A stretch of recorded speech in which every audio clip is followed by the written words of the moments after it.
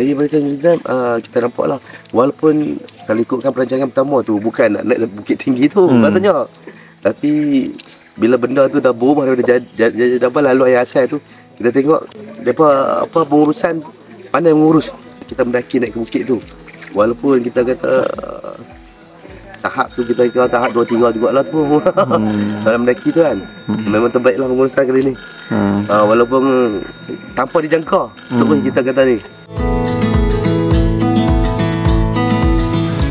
Dapat belajar pasal tumbuh-tumbuhan, yang mana yang cara buat api, dengan kenalan bunyi haiwan.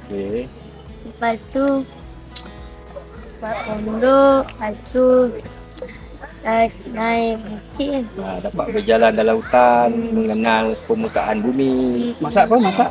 Masak. Masak apa nama? Panggil Pansuh. Manok. Pansuh. manok. Manok tu ayam. Makanan rimba. Makanan rimba.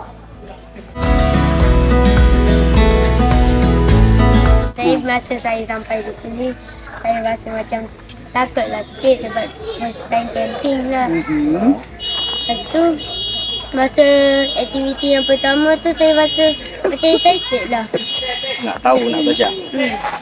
Mula rasa bosan. Lepas tu bila dah tengok aktiviti, rasa excited.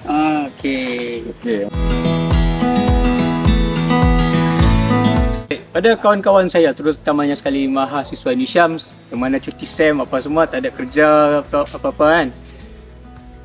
Saya suggest korang untuk join program ni kerana ilmu yang kita dapat daripada program ni adalah ilmu yang sangat-sangat mahal, yang mana kalau ada pun dalam buku tak cukup.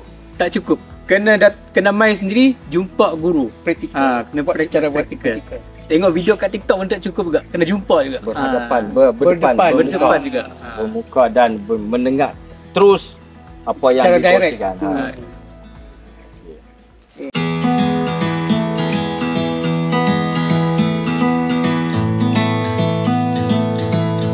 InsyaAllah dalam range 3 hingga 5, 4 paling common 4 insyaAllah.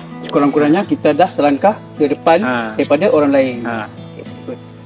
So dengan itu, bagi saya lah, dah tak ada soalan.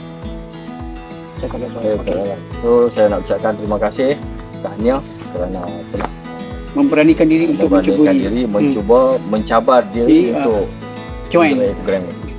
Okay, so ada rezeki, ada jodoh, umur panjang, kita jumpa lagi. InsyaAllah. Untuk next series. InsyaAllah. Saya bersedia. Okey, terima kasih. Okay. Good luck. Semoga ilmu yang dipelajari sini bermanfaat. Amin, insyaAllah. Okey, itu saja.